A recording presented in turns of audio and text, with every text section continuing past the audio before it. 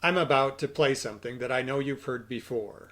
But at this point in our nation's history, I think it's important for us to listen to these words again. So first of all, let me assert my firm belief that the only thing we have to fear is fear itself.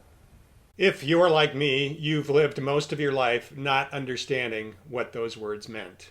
Up until a few years ago, I just thought that FDR was making a tautological statement that sounded cool but really didn't mean that much.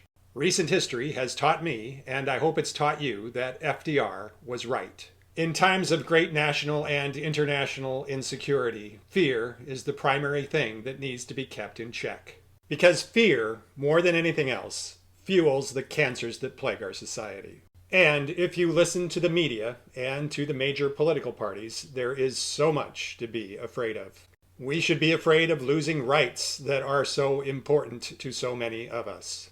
We should be afraid of people who are different, people who don't conform to societal norms. We should be afraid of too many outsiders coming into the country. We should be afraid of too few outsiders coming into the country. We should fear police power. We should fear a lack of police power. We should fear a government that does not embrace God. We should fear a government that embraces God. We should fear right-wing dictators. We should fear left-wing dictators. We should fear a disease. We should fear the cure of the disease. We should fear anarchy on the left. We should fear anarchy on the right. We should fear environmental insecurity.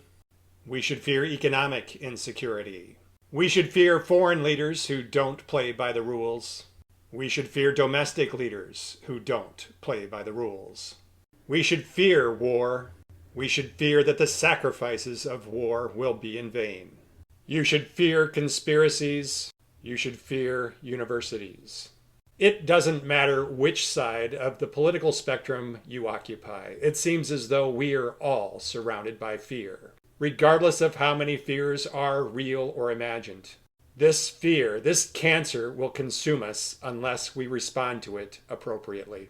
In response to this fear, we cannot simply cower. We cannot simply hide behind walls and barriers. We cannot think that these threats will disappear simply if we insulate ourselves from them. In response to this fear, we cannot react with paranoia. The paranoid person sees everything as a threat. The paranoid person would rather destroy an ally than work with that ally. So what is the appropriate response to fear? The only appropriate response to fear is courage. We all need the courage to confront the fears that plague our nation, the courage to take action and to implement those ideals that are so important to you and that you want to see reflected in our country. Some of the fears that FDR referred to in 1933 are very similar to the fears that we confront today. In 1933, political extremism was on the rise. A certain someone had just come to power in a certain country. In 1933, the United States was also in the grips of economic turmoil. Turmoil that we had not seen before and that we have not seen since. And when FDR challenged us to confront our fears, we reacted with courage. We had the courage to unite and to defeat the fear of political extremism. We had the courage to unite and to defeat the fear of economic insecurity. It is that same courage we need today. And this week, on Election Day, on Tuesday, that courage calls upon you to get out and vote.